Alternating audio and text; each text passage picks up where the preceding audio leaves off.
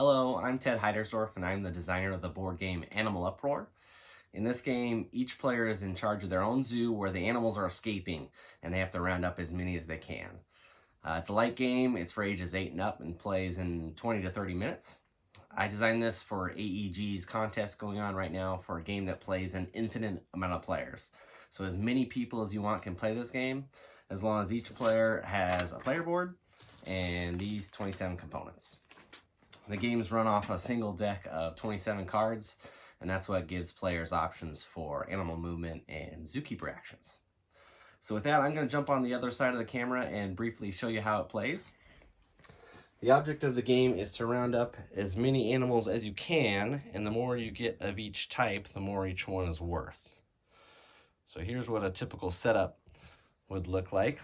These colored cubes are the animals. There's 4 types, and the game starts with 2 of each having escaped. Those locations are randomly assigned, so they'll be different each game, but each player for a given game will have the same setup. The game's played in rounds, and in a typical round, each player will simultaneously and individually choose one of these pairs of cards to resolve. The top row is animal movement and animals being added. The bottom row is actions for your zookeeper. So in the case of this first column, if a player chooses this first column, they would move their rhinos up 1 space. The gray cubes would move up 1 space. And then they would resolve this bottom card. If they were to choose the second column, a monkey would get added. They would take a brown cube from their reserve and add it to the monkey habitat. And then they'd resolve this bottom card. So these actions, let me run through those. The first one is help.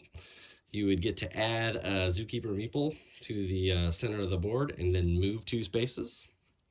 Move, you would get to move 4 spaces.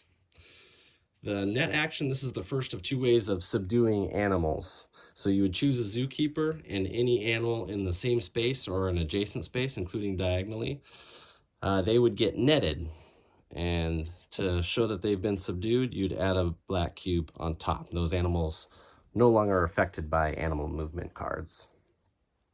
The other way to subdue animals is with tranquilize. You would choose a zookeeper that has an animal in the same row or column, and then roll the die. If you roll 3 or higher, then you've successfully tranquilized them, and you would add a black cube on top. If you roll a 1 or 2, then you just get to move 1 space.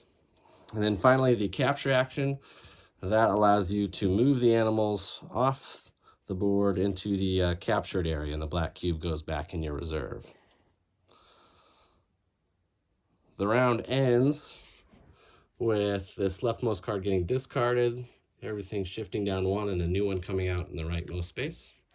And then drawing 1 final card, and this is resolved by everyone. Everyone would move their lines up 3 spaces for this card that comes out at the end of the round.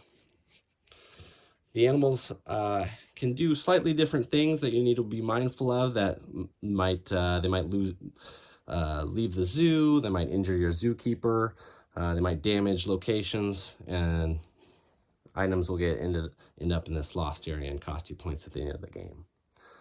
One other thing to be mindful of is the 1 escape card. When this comes out, all animals that have been subdued escape, and you would remove the black cubes from on top of them. The game ends after playing through the deck twice. After the first time it runs out, you shuffle the discard and you just keep going. After it runs out the second time, everybody takes 1 last action, and then any animals that are subdued are automatically captured.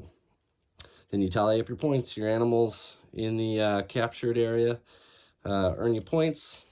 Pieces in the lost area cost you points, and the player with the most wins. That's how you play Animal Uproar. Thank you for watching.